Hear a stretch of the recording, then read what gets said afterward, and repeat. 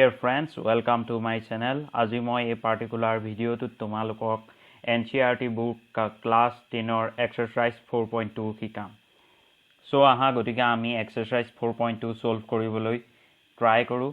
ইয়াৰ যিটো প্ৰথম ইকুৱেশ্যনটো কৈছে এই প্ৰথম ইকুৱেশ্যনটোত কি কৈছে প্ৰথম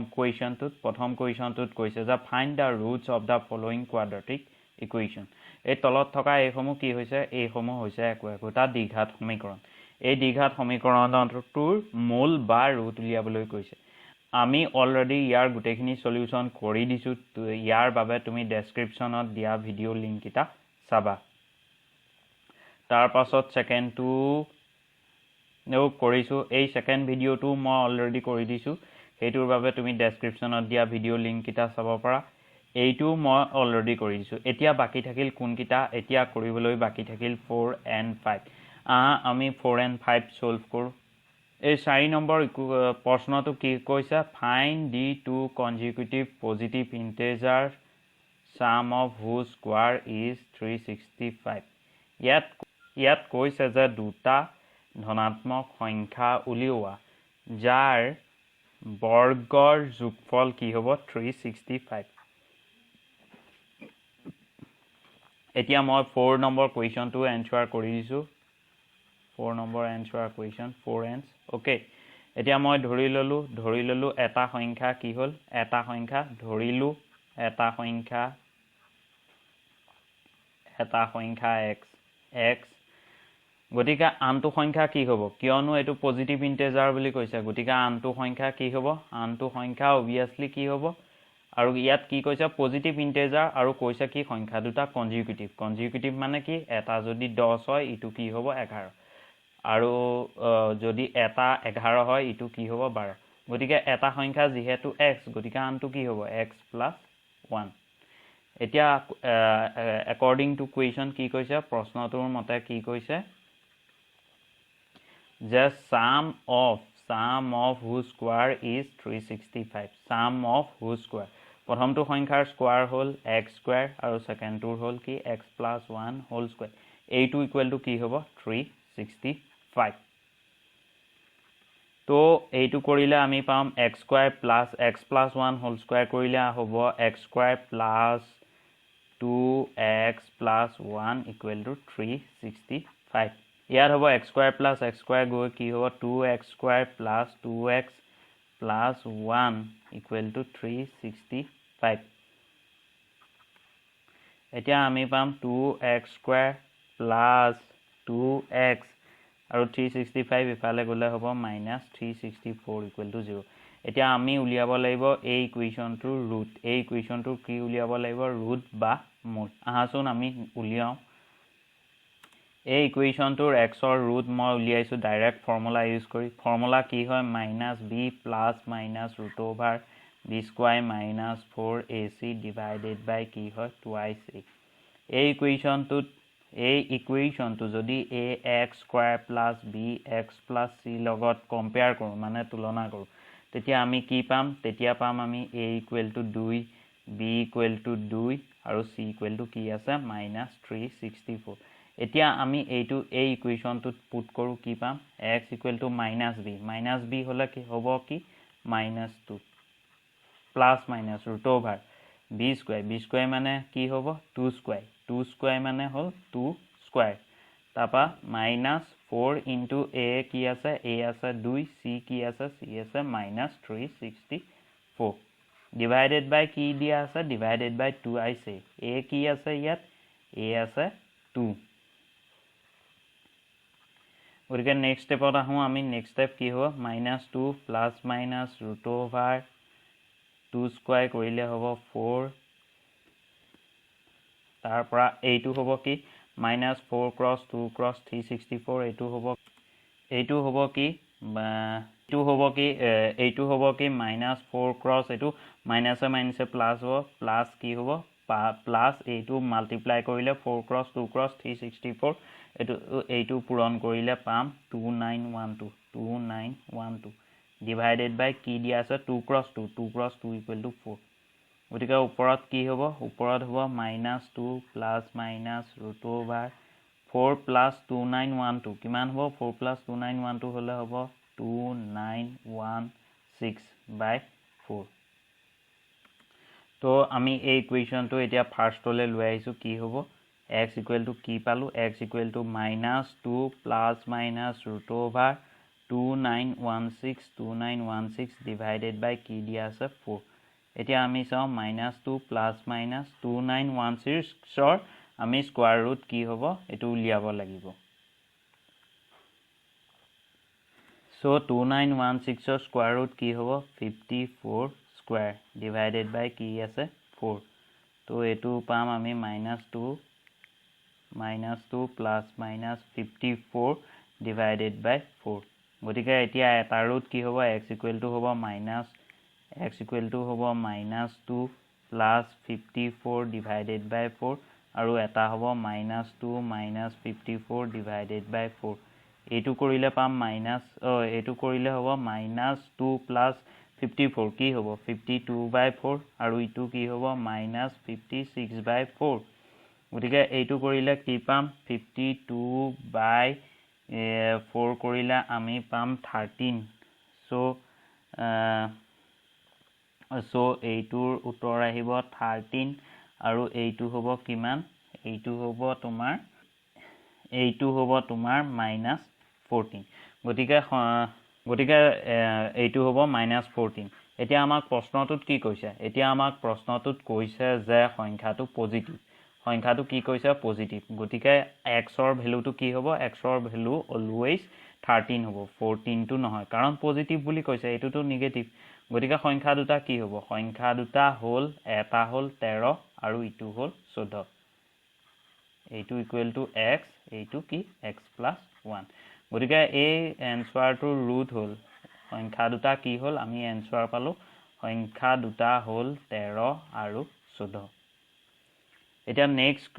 কোৱেশ্চনটো মই কৰি দিছো নেক্সট কোৱেশ্চনটো নেক্সট স্লাইডত মই কৰি দিছো কোৱেশ্চনটো কি কৈছে the altitude of a right angle triangle is 7 cm less than its base and if hypotenuse is 13 cm find the other two sides আমাক কি দিয়া আছে hypotenuse দিয়া আছে right angle triangle to কেনেকুৱা হয় এটো এটা right angle triangle ইয়াৰ hypotenuse দিয়া আছে hypotenuse কিমান বুলি কৈছে hypotenuse কৈছে 13 cm আৰু এটা বেসতকে 7 cm কম hypotenuse এইটো এই যোনটো ডিসটেন্স এইটো hypotenuse বুলি কয় যদি আমি এটো a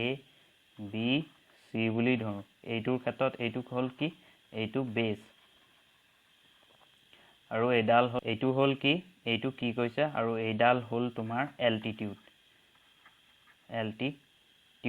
ঠিক আছে আৰু এইটো হৈছে কি hypotenuse এটা আমাক দিয়া আছে hypotenuse 13 আৰু altitude কি কৈছে altitude বেসতকে altitude কৈছে বেসতকে 7 cm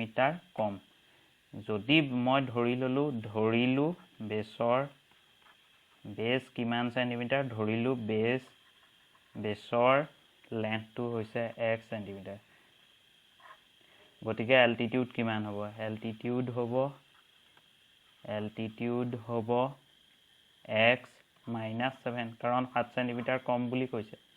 এতিয়া আমি কি পালো ইয়াত hypotenuse পালো hypotenuse equal to কিমান hypotenuse 13 আছে altitude x - 7 আছে আৰু বেস আছে x এতিয়া আমি পাইথাগোৰাছ প্ৰিন্সিপল এপ্লাই কৰিম কি কৰিম পাইথাগোৰাছৰ যোনটো থিওৰেম বা যোনটো উপপাদ্য হেতু এপ্লাই কৰিম ঠিক আছে পাইথাগোৰাছৰ উপপাদ্য মতে কি হয় ac square = ab square + bc square তো ইয়াত আমি জানো ac কি দিয়া আছে 13 স্কয়াৰ ab হ'ল কিমান